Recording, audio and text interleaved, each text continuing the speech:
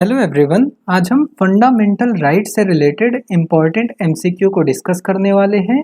मैं इस चैप्टर को शुरू करने से पहले आपको बताना चाहता हूं कि इस वाले चैप्टर से बहुत सारे क्वेश्चन जो है यूपीएससी ने एंड स्टेट पीसीएस ने पूछ के रखे हुए हैं। तो उसमें से हाफ क्वेश्चन को मैं इस वाले पार्ट में इंक्लूड किया हूँ। रिमेनिंग क्वेश्चंस को हम लोग पार्ट 2 में कल के एमसीक्यू सीरीज में डिस्कस करेंगे। ओके, बात करते हैं फर्स्ट क्वेश्चन का। तो आपको बताना है कि इनमें से कौन सा स्टेटमेंट करेक्ट है। नंबर फर्स्ट स्टेटमेंट क्या बोल रहा है कि जो राइट्स हैं वो स्टेट का क्लेम है अगेंस्ट द सिटीजन्स, या फिर जो राइट्स हैं वो प्रिविलेजेस हैं जो कि इनकॉर्पोरेट किए गए हैं कॉन्स्टिट्यूशन ऑफ स्टेट में, या फिर जो राइट्स हैं वो सिटीजन्स के क्लेम है अगेंस्ट द स्टेट, या फिर राइट्स जो हैं वो कुछ लोगों के प्रिविलेज हैं अगेंस्ट द मेनी। तो आपको बताना है कि इनमें से कौन सा स्टेटमेंट करेक्ट है। ये क्वेश्चन जो है यूपीएससी ने पूछा हुआ है। बात करते हैं नेक्स्ट क्वेश्चन का। तो आपको बताना है कि आर्टिकल 17 जो है इनमें से कौन से इशू के साथ डील करता है। आर्टिकल 17 क्या एजुकेशन के साथ डील करता है, या फिर वो हेल्थ के साथ डील करता है, या फिर वो एबॉलिशन ऑफ अनटचेबिलिटी के साथ डील करता है, या फिर आर्टिकल 17 फूड गारंटी की बात करता है। आपको बताना है कि इनमें से कौन से के साथ आर्टिकल 17 डील करता है। ये question MP PCS, UP PCS and Uttarakhand PCS ने पूछा हुआ है। बात करते हैं नेक्स्ट क्वेश्चन का। तो आपको बताना है कि इनमें से कौन सा स्टेटमेंट जो है वो सबसे अप्रोप्रिएट डेफिनेशन है लिबर्टी का। ओके, तो कौन सा सबसे अप्रोप्रिएट डेफिनेशन है लिबर्टी का वो आपको बताना है। नंबर 1, लिबर्टी को हम डिफाइन कर सकते हैं protection against the tyranny of political rulers, या फिर लिबर्टी को हम डिफाइन कर सकते हैं एज अब्सेंस ऑफ रिस्ट्रेंट, यानी कि कोई रोक टोक नहीं, या फिर लिबर्टी को हम डिफाइन कर सकते हैं as a opportunity to do whatever one likes, मतलब कोई भी कुछ भी पसंद करता है वो उसे कर सके, या फिर लिबर्टी को हम डिफाइन कर सकते हैं opportunity to develop oneself fully. Okay, तो इनमें से कौन सा सबसे करेक्ट डिफाइन कर रहा है लिबर्टी को वो आपको बताना है। ये क्वेश्चन अगेन यूपीएससी ने लास्ट ईयर ही पूछा हुआ था। बात करते हैं नेक्स्ट क्वेश्चन का। तो आपको बताना है कि इनमें से कौन सा प्रोविजन राइट टू इक्वलिटी में इंक्लूड नहीं किया गया है। इक्वलिटी बिफोर लॉ, या फिर सोशल इक्वलिटी, या फिर इक्वल अपॉर्चुनिटी, या फिर इकोनॉमिक इक्वलिटी। तो इनमें से कौन सा राइट टू इक्वलिटी में इंक्लूड नहीं किया गया है वो आपको बताना है। ये क्वेश्चन जो है यूपी पीसीएस ने पूछा हुआ है। बात करते हैं नेक्स्ट क्वेश्चन का। तो आपको बताना है कि इनमें से कौन सा इशू जो है वो आर्टिकल 21 के परव्यू में, यानी कि आर्टिकल 21 के दायरे में नहीं आता है। Medical aid to injured by a doctor, या फिर pollution of quality of water, या फिर कैपिटल पनिशमेंट, या फिर नन ऑफ द एबव। इनमें से कौन जो है वो आर्टिकल 21 के अंडर नहीं आता है वो आपको बताना है। ये क्वेश्चन अगेन यूपी पीसीएस ने पूछा हुआ है। बात करते हैं नेक्स्ट क्वेश्चन का। तो आपको बताना है कि इनमें से कौन सा स्टेटमेंट करेक्ट है। फर्स्ट स्टेटमेंट क्या बोलता है कि आर्टिकल 301 जो है वो राइट टू प्रॉपर्टी से रिलेटेड है।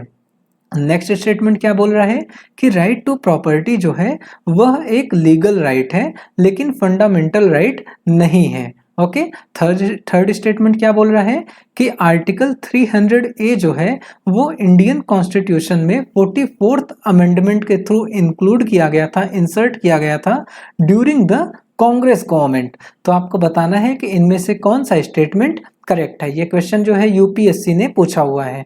बात करते हैं नेक्स्ट क्वेश्चन का। तो सबसे सिंपल क्वेश्चन है कि फंडामेंटल राइट्स का गार्जियन कौन है। जुडिशरी, या फिर एग्जीक्यूटिव, या फिर पार्लियामेंट, या फिर नन ऑफ दीज। ये क्वेश्चन जो है यूपी पीसीएस ने कई बार लगातार जो है पूछा हुआ है। ओके, बात करते हैं लास्ट क्वेश्चन का। तो आपको बताना है कि इनमें से कौन से राइट को डॉक्टर BR अंबेडकर बोलते हैं as a heart and soul of the constitution. Right to freedom of religion को, या फिर राइट टू प्रॉपर्टी को, या फिर राइट टू इक्वलिटी को, या फिर राइट टू कॉन्स्टिट्यूशनल रेमेडीज को। तो इनमें से कौन से राइट को वो heart and soul of constitution बोलते हैं ये आपको बताना है। ये क्वेश्चन अगेन यूपीएससी ने एंड यूपी पीसीएस ने पूछ के रखा हुआ है। ओके, बात करते हैं अब हम आंसर्स का।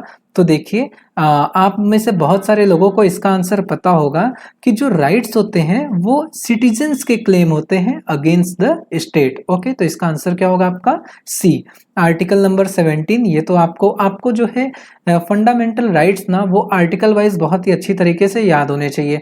उसको आप मेंस के आंसर राइटिंग में भी यूज कर सकते हो, तो इसलिए वो ज्यादा इंपॉर्टेंट है। ओके, बाकी आपको रफ आइडिया तो होगा कि आर्टिकल 17 जो है वो अनटचेबिलिटी को एबॉलिश करने की बात करता है। ओके, बात करते हैं नेक्स्ट क्वेश्चन का। तो देखिए लिबर्टी जो होता है, लिबर्टी का मतलब होता है opportunity to develop oneself fully. कोई एक इंसान अपने आप को अच्छी तरीके से डेवलप कर सके, उसी को हम लोग लिबर्टी बोलते हैं। ओके, बात करते हैं इस वाले क्वेश्चन का।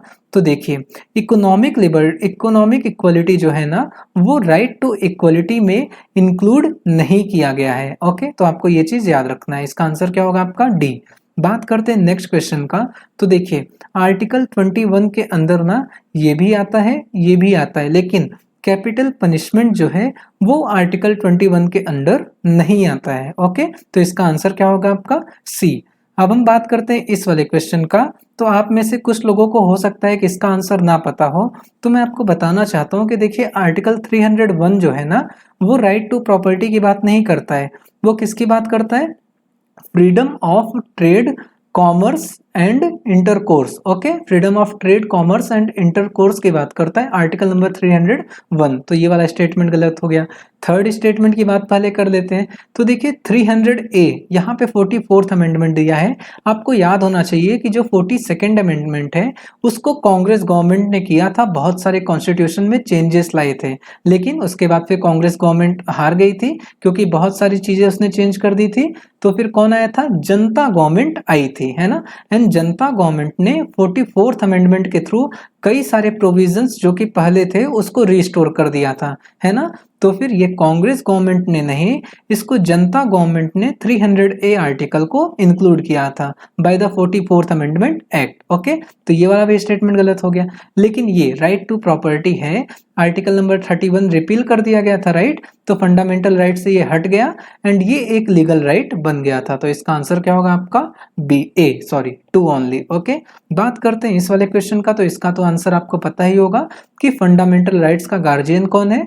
वो है आपका जुडिशरी। ओके, अब हम बात करते हैं इस वाले क्वेश्चन का। तो देखिए B.R. अंबेडकर जो है ना वो राइट टू कॉन्स्टिट्यूशनल रेमेडीज को बोलते हैं as a heart and soul of the constitution. तो ये चीज आपको याद रखना है कि राइट टू कॉन्स्टिट्यूशनल रेमेडीज जो है उसको B.R. अंबेडकर बोलते हैं heart and soul of the constitution. Okay, तो अब इस वीडियो को खत्म करने से पहले मैं आपको बताना चाहता हूँ कि अगर आप यूपीएससी का प्रिपरेशन कर रहे हो तो आर्टिकल से ज्यादा जो कॉन्सेप्ट्स है ना वो आपको पता होने चाहिए, तभी आप उसके क्वेश्चन सॉल्व कर सकते हो। जैसे कि आप ये वाला क्वेश्चन यूपीएससी का देख लो, अगर आपको कॉन्सेप्ट पता होगा तभी आप ये वाला आंसर कर सकते हो, राइट। अगेन अगर हम बात करते हैं इस वाले क्वेश्चन का, तो ये देखिए ये वाला क्वेश्चन है ना, अगर आपको अगर आपने लिबर्टी का कॉन्सेप्ट समझा हुआ है तभी आप इसको सॉल्व कर सकते हो, अदरवाइज आप इसको सॉल्व नहीं कर सकते हो। तो अगर आप यूपीएससी का प्रिपरेशन कर रहे हो तो आप कॉन्सेप्ट पे स्पेशली फोकस करो, क्योंकि यूपीएससी कॉन्सेप्ट रिलेटेड क्वेश्चन बहुत सारे पूछता है। फॉर एग्जाम्पल प्रीएम्बल के जो कीवर्ड है उसके कॉन्सेप्ट आपको पता होना चाहिए, फंडामेंटल राइट्स के बेसिक कॉन्सेप्ट आपको पता होना चाहिए। ओके, तो बस दोस्तों इस वीडियो में इतना ही। अगर वीडियो अच्छी लगे तो वीडियो को लाइक करिए, चैनल को सब्सक्राइब करिए। Thank you so much.